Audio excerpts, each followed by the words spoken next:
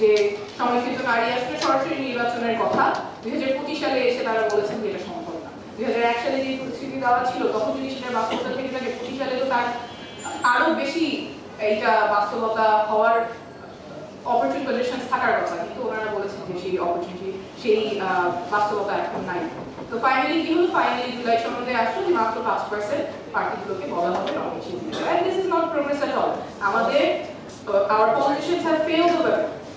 প্রথমত কমিশনে যেই প্রপোজালটা এসেছে নারী জনপ্রতিনিধিদের থেকে এই ক্ষেত্রে politicians have failed the women, মাত্র 5% is status quo. It is not progress at all. কিন্তু যেটা আসছে সেটা রাজনীতিবিদরা যতক্ষণ ইমপ্লিমেন্ট করতে পেরেছে তার ভিত্তিতেই এসেছে।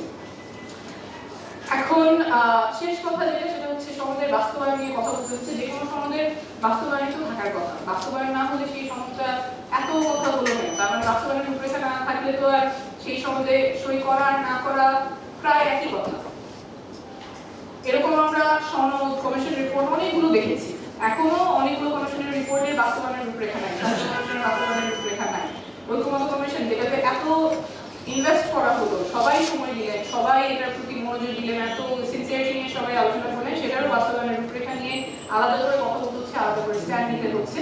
তবে আমরা আশা করি এখানে একটা সুন্দর বাস্তবায়নের রূপরেখা থাকবে, আগের মতো আর হবে না যেখানে সনদ হয়, অনেক কথা হয়, অনেক আলোচনা হয়, অনেক চুক্তি হয়, কিন্তু সেটা আর আলোর মুখ দেখে না, জনগণের কোনো প্রোগ্রামে আসে না। সেটা যাতে এখানে না হয় সেজন্য আমরা এনসিপি থেকে অনেক স্ট্রং পজিশন নিয়েছি, যাতে করে জনগণ জানতে পারে তাদের সাথে কি হচ্ছে, একটা আদেশ, সেই আদেশে কি থাকবে, এবং আদেশ যাতে প্রফেসর ইউনুস দেয় সেই ব্যাপারে আমরা বলেছি।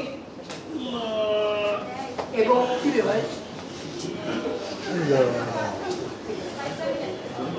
আমরা বলছি গণভোটের যে প্রশ্ন, সেই প্রশ্নটাও জনগণের কাছে গুরুত্বপূর্ণ। মানুষ কিসে ভোট দিবে সেগুলো যাতে জানে, এবং বাস্তবায়নের রূপরেখা যাতে খুব স্পষ্ট থাকে, সবার কাছে সেটা উন্নত থাকে, এবং আগের মতো কোনো ধোঁয়াশা, কোনো জেন্টলম্যানস এগ্রিমেন্টে যাতে আমাদের না যেতে হয়, আসলেই যাতে যে পরিবর্তনের আকাঙ্ক্ষা নিয়ে মানুষ মাঠে নেমেছিল, তরুণরা রক্ত দিয়েছে, কেউ চোখ, কারো হাত, কারো পা চলে গিয়েছে, এটা যাতে শুধুমাত্র আগের ব্যবস্থাটাই থাকবে, শুধুমাত্র চেহারা পরিবর্তন হবে কিন্তু আগের অবস্থায় থাকবে,